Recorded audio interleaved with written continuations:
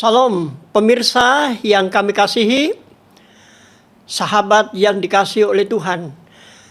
Kita bersyukur boleh bersama-sama kembali dalam diskusi pelajaran Sekolah Sabat, pelajaran yang ke-9. Dengan judul Ahli Waris Perjanjian, Tawaran Harapan. Adapun dua panelis kita yang akan menyampaikan kesimpulan pelajaran Sekolah Sabat kita. Yang pertama adalah Pendeta Muda Ryan Wewengkang. Beliau adalah Gembala Jemaat Nganjuk. Salam Pendeta, apa kabar? Shalom, puji Tuhan Pendeta, kabar baik. Baik, terima kasih. Dan yang kedua adalah Pendeta Muda Doni Paulus. Beliau adalah melayani di cabang Sekolah Sabat Nusa Penida, Bali, Pulau Dewata. Apa kabar Pendeta Doni?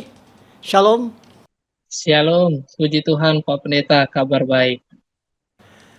Baik, Bapak Ibu, saudara-saudara yang dikasihi, bila mana Anda rindu untuk dilayani kami dari Studio Voice of Seven, Jalan Tanjung Anom nomor 7 Surabaya. Boleh mengunjungi kami di nomor 085 700994007 yang ada di layar Anda. Kami dengan senang hati akan mendoakan atau melayani apa yang saudara-saudara butuhkan. Untuk memulai diskusi kita pada saat ini, kita akan bersama-sama berdoa yang akan disampaikan oleh hamba Tuhan Pendeta Muda Ryan Wewengkang. Silakan Pendeta. Kita berdoa. Allah yang baik di sorga, terpujilah Engkau atas kebaikan-Mu bagi kami. Bapa yang baik, saat ini kami siap untuk mempelajari akan firman-Mu.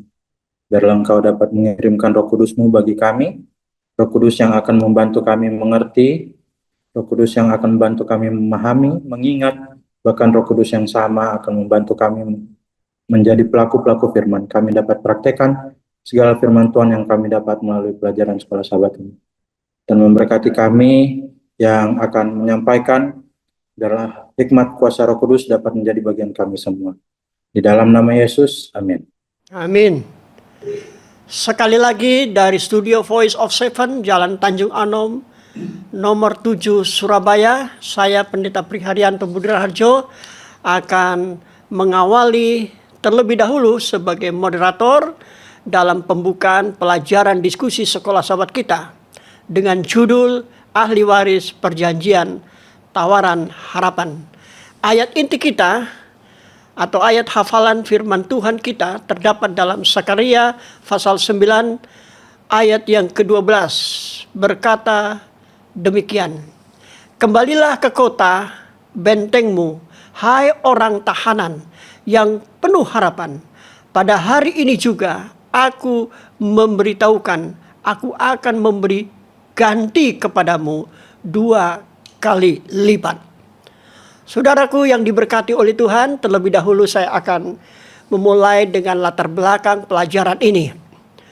Buku Yosua berisi daftar paling penanda, batas geografis yang menggambarkan bagian-bagian tanah yang dialokasikan untuk suku-suku Israel.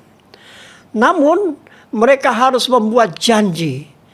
Janji itu menjadi kenyataan dengan tindakan-tindakan berdasarkan janji. Dilihat dari sudut pandang teologis, Tuhan akan memberi negeri itu kepada mereka sebagai warisan. Negeri itu akan menjadi sebuah hadiah dari apa yang telah Dia janjikan kepada nenek moyang mereka dalam Ulangan pasal 1 ayatnya yang ke-8.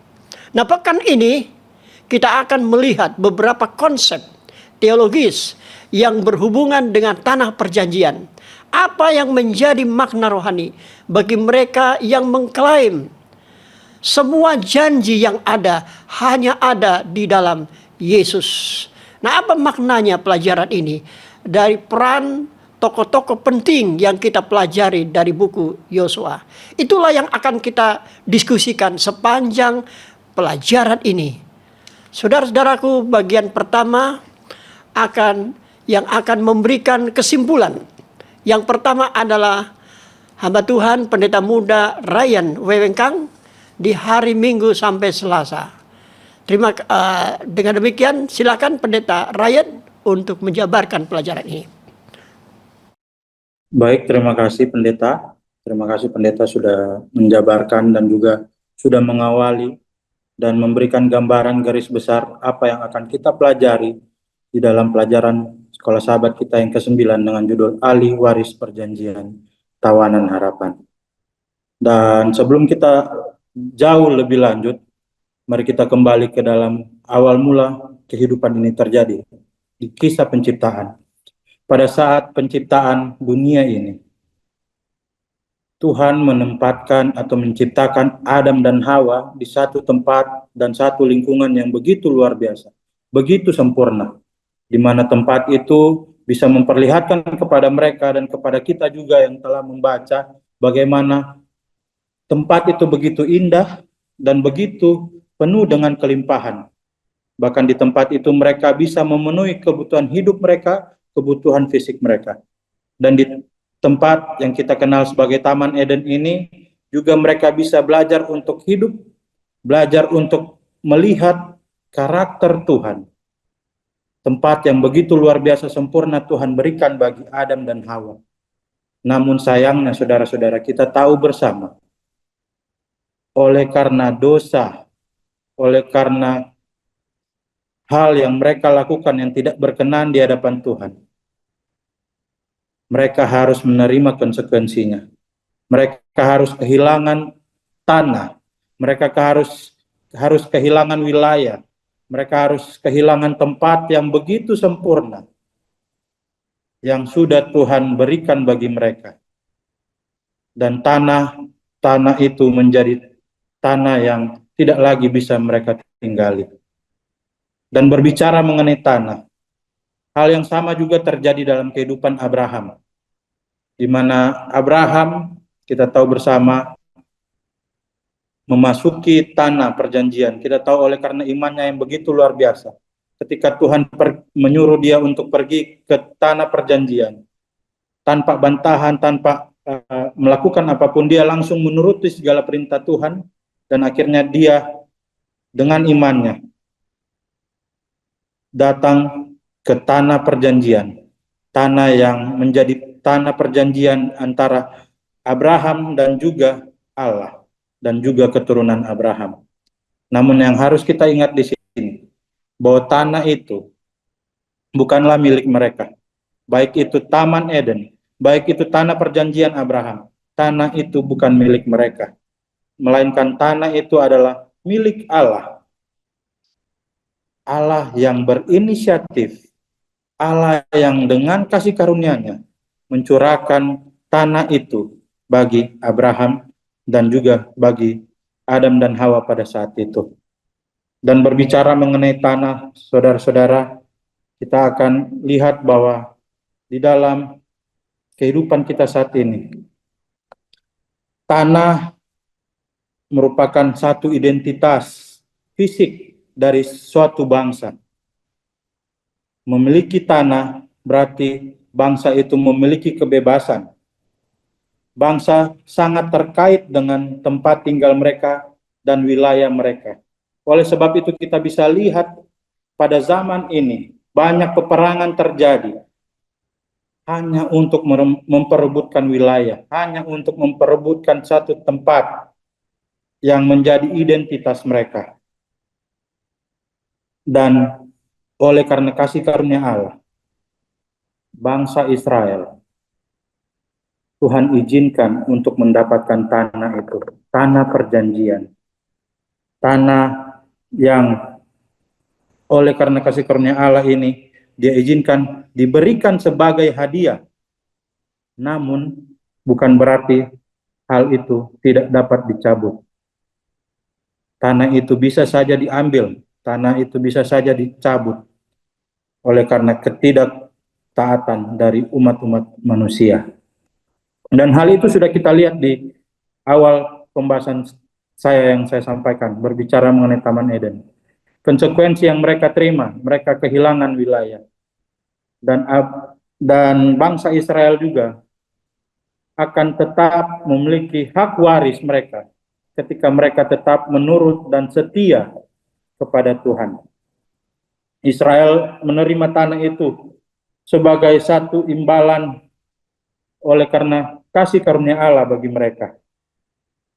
Dan di dalam pelajaran ini kembali lagi ditekankan bahwa bangsa Israel tidak memiliki hak atau mereka tidak bisa mengklaim bahwa tanah ini sudah memang menjadi hak paten milik mereka.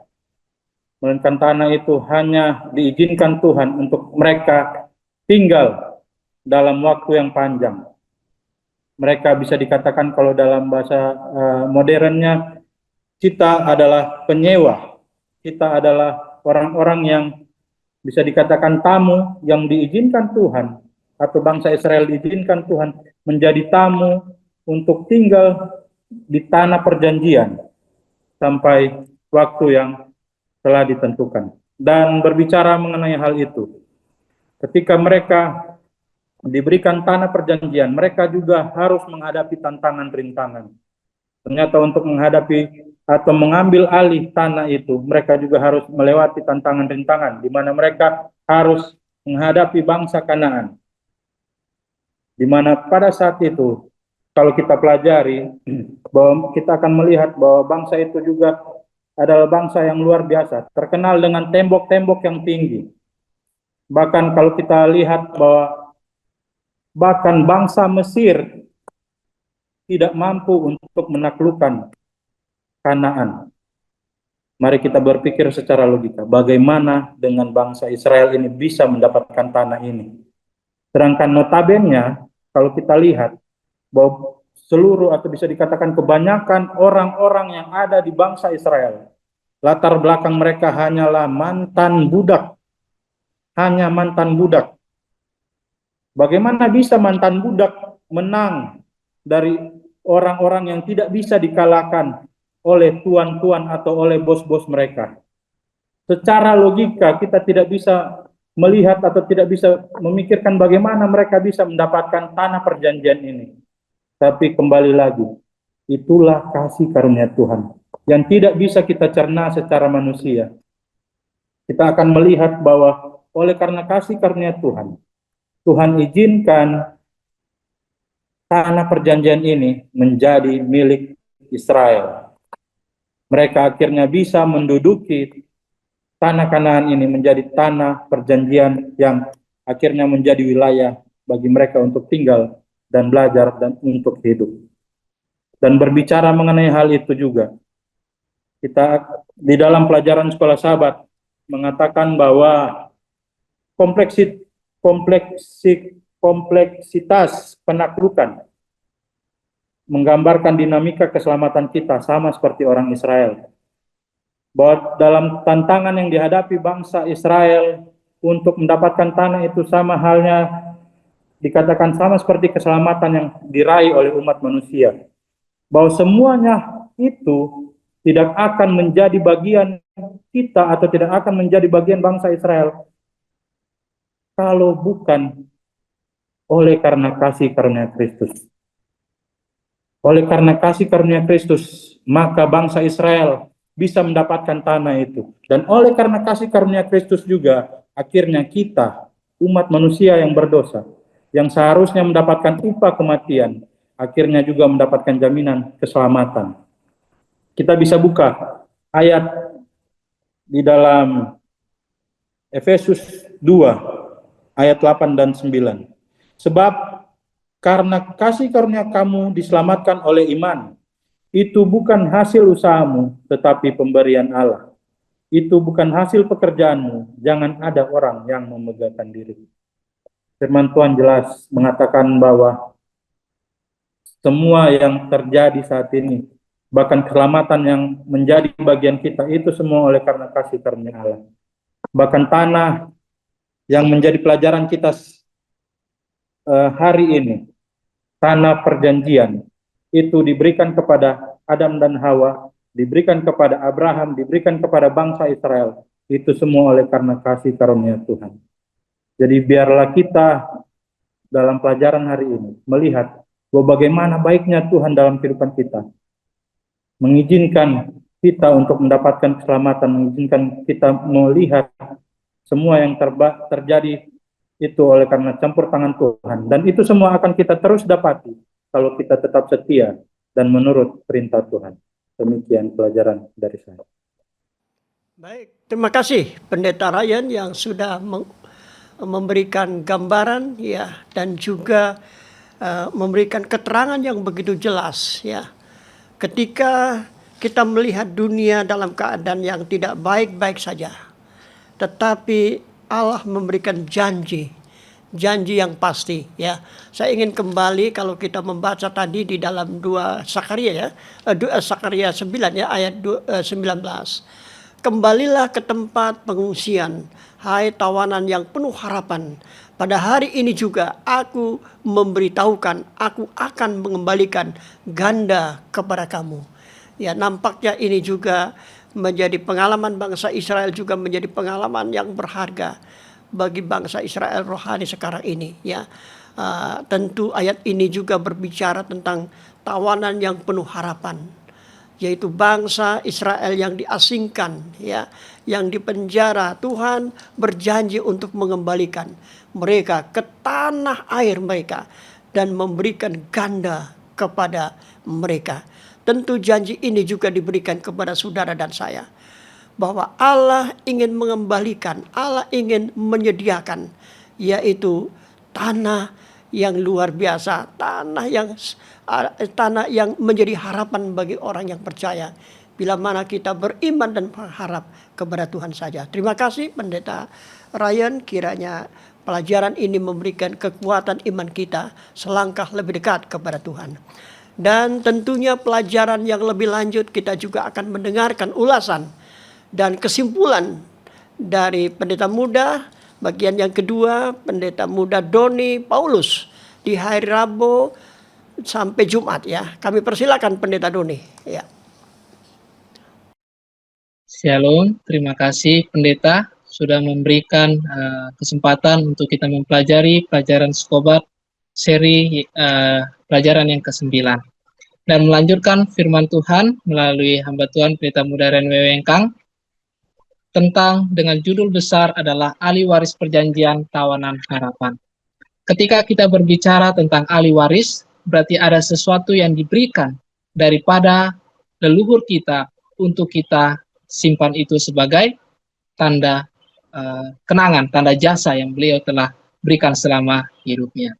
Kalau kita berbicara di hari Rabu, Kamis, dan kesimpulan nantinya berbicara tentang Yobel, yaitu adalah tahun Yobel atau tahun Sabat. Dan hari Kamis kita mempelajari tanah yang dipulihkan. Tanah itu menjadi sebuah hal yang sangat penting bagi bangsa Israel itu sendiri. Tuhan mempercayakan bangsa Israel untuk memegang akan tanah itu keseluruhannya, tetapi tidak dapat dibagikan itu keseluruhannya hasil tanah yang mereka dapatkan. Tetapi sebagian mereka sembahkan itu untuk berbagai suku, kaum, dan bangsa yang ada pada saat di zaman bangsa Israel. Kalau kita berbicara tentang tahun Yobel ataupun tahun Sabat itu sendiri, di dalam Imamat 25 ayat 1 sampai yang ke-5, ketika Tuhan berbicara kepada Musa di Gunung Sinai untuk memberitahukan kepada bangsa Israel bahwa itu berikanlah tanah itu kepada bangsa Israel. Tetapi ada satu janji yang Tuhan berikan, bahwa tidak lupa untuk menjadikan tahun yang ke-7 adalah tahun perhentian dari segala hasil upaya dalam mengelola akan tanah tersebut. Sehingga inilah maksud Tuhan bagi bangsa Israel. Ketika bangsa Israel dalam perbudakan Mesir, mereka merasakan, orang-orang Mesir merasakan kehilangan tanah mereka, dan mereka pun menjadi budak daripada Firaun. Tetapi tujuan Tuhan berbeda bagi bangsa Israel. Kita mengetahui bahwa bangsa Israel adalah bangsa yang selalu melakukan kesalahan berulang-ulang kali. Tetapi Tuhan memiliki maksud dan tujuan yang sangat mulia, bahwa Tuhan tidak ingin mereka kehilangan tanah itu tanpa batas waktu. Inilah firman Tuhan yang mengingatkan bahwa ketika Tuhan memberikan janji ini kepada bangsa Israel, maka dikatakan bahwa tahun ke-7 mereka harus beristirahat. Ketika itu yang mereka terus lakukan tahun ke tahun, waktu ke waktu, hingga terjadilah di tahun yang ke-70 tahun, disitulah Tuhan menggenapi seluruh janji-janjinya. Dan mereka merasakan keajaiban Tuhan dan kuasa Tuhan di dalam setiap kehidupan bangsa Israel. Dan ketika itu pun terjadi, maka apa yang mereka rasakan? Bahwa roti mana itu turun daripada surga, melimpahkan seluruh kehidupan mereka. Dan itu pun yang bangsa Israel lakukan setiap waktu, merasakan kuasa-kuasa Tuhan. Sehingga Tuhan mau mereka keluar dari perbudakan Mesir untuk menuju ke sebuah tanah yang Tuhan sudah siapkan, yaitu tanah Kanaan itu sendiri. Itulah yang dipelajari di hari Kamis ini, bahwa itulah tanah yang dipulihkan untuk bagi bangsa Israel untuk masuk ke tanah itu, untuk melihat lagi kembali bagaimana kuasa-kuasa Tuhan yang terjadi. Firman Tuhan mengatakan pada saat di masa pembuangan Babel, bahwa disitulah bangsa Israel merasakan perbuatan kesalahannya. Mereka mengakui akan segala dosa-dosa mereka ke hadapan Tuhan, merasakan pertobatan, dan mau mencari Tuhan lebih dekat lagi, bahwa Allah adalah satu-satunya sumber pengharapan. Seperti judul kita, Tawanan Harapan. Bahwa harapan yang terbesar, bahwa kita mau memiliki sebuah tanah yang untuk kita tinggali selama hidup kita. Seperti seorang tahanan, ketika mereka melakukan kesalahan, ada konsekuensi yang mereka terima untuk masuk ke dalam sel. Tetapi harapan yang mereka tunggu ketika masuk dalam sel, kapan waktu saya harus keluar dari tawanan tersebut. Begitu juga dalam kehidupan kita. Bahwa Tuhan mau kita menunggu waktu tawanan-tawanan itu. Menunggu waktu Yesus akan datang ke dunia ini. Di dalam perjanjian baru, bahwa tidak disebutkan tanah itu sendiri. Tetapi di dalam perjanjian baru, Tuhanlah menggenapi seluruh janji-janji yang telah dibuat di dalam perjanjian lama. Ini adalah pelajaran yang sangat luar biasa. Membuat kehidupan kita untuk mengingat bahwa bagaimana kasih dan kuasa Tuhan. Keajaiban Tuhan terjadi pada zaman bangsa Israel. Dan kembali juga, Tuhan memberikan keajaibannya, memberikan kasih-Nya di zaman kita saat ini. Ketika kita masih melakukan banyak pelanggaran, banyak kesalahan, bahwa kita harus lebih mencari Tuhan untuk melihat bagaimana kuasa Tuhan, keajaiban Tuhan yang terjadi. Ketika kita melihat bahwa pada saat seorang gembala membawa kawanan dombanya untuk melihat pohon kehidupan yang segar, untuk hidup bersama gembalanya, begitu juga Tuhan mau hidup bersama dengan kita, supaya kita merasakan kegenapan janjinya. Tuhan telah menggenapi akan janji-janjinya satu demi satu di zaman sekarang ini. Tetapi Tuhan akan menunjukkan, melebihkan menggenapi akan janjinya ketika Dia datang kali yang kedua. Kalau kita bisa membaca di dalam 2 Tawarik 36 ayat yang ke-20 dan 21.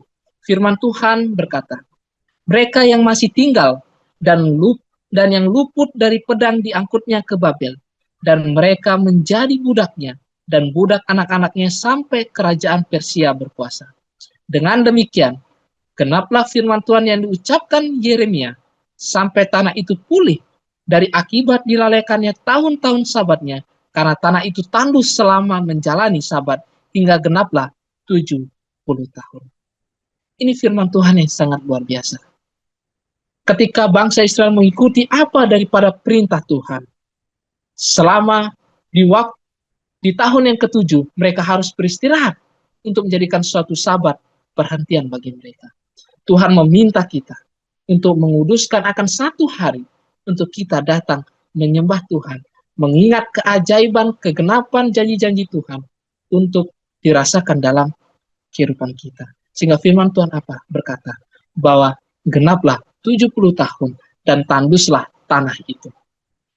Ketika tanah itu telah tandus, maka disitulah keajaiban Tuhan, seluruh janji-janji Tuhan telah digenapi, dan disitulah bangsa Israel merasakan berkat Tuhan, kasih Tuhan di dalam kehidupan mereka.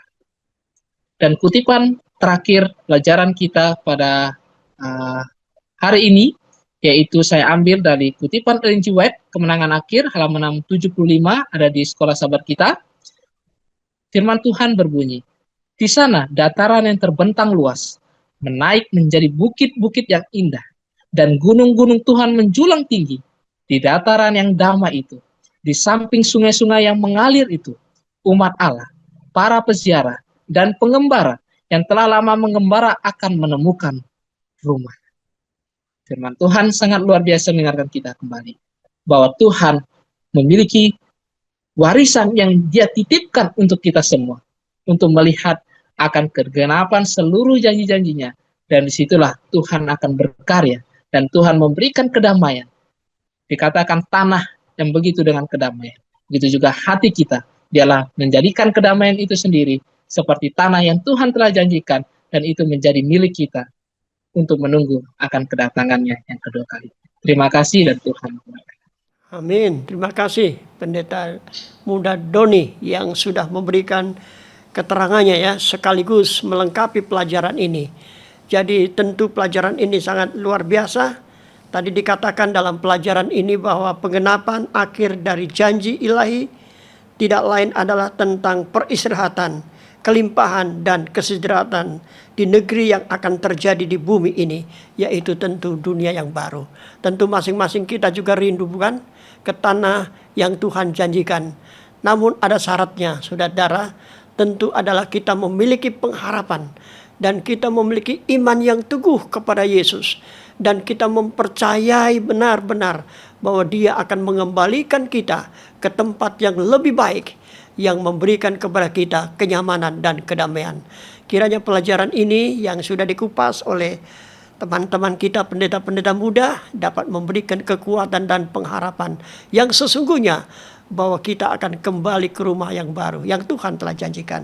Luar biasa pendeta dan juga saudara-saudara para pendengar yang setia ya. Tentu saya juga ingin kembali untuk membaca ini ya. Dalam kutipan ini dikatakan kita akan diselamatkan untuk selama-lamanya ya. Apabila kita masuk melalui pintu-pintu gerbang ke dalam kota itu, maka kita boleh bersukacita karena kita telah diselamatkan. Diselamatkan untuk selama-lamanya. Tetapi sampai satu saat tiba, kita akan memperhatikan nasihat Rasul Paulus juga kepada kita. Dalam Ibrani pasal 4 ayat 1. Sebab itu baiklah kita waspada, supaya jangan ada seorang di antara kamu yang dianggap ketinggalan, sekalipun janji akan masuk ke dalam perhentiannya masih berlaku. Saudara pendengar yang setia, biarlah pelajaran-pelajaran yang sudah kita pelajari dan kita dalami bersama-sama, kita telah mendengarkan beberapa keterangan dari teman-teman pendeta kita, ya sahabat kita. Baiklah ini juga menjadi harapan bagi kita, bahwa kita pun rindu untuk apa? Ke tanah perjanjian yang Tuhan sediakan.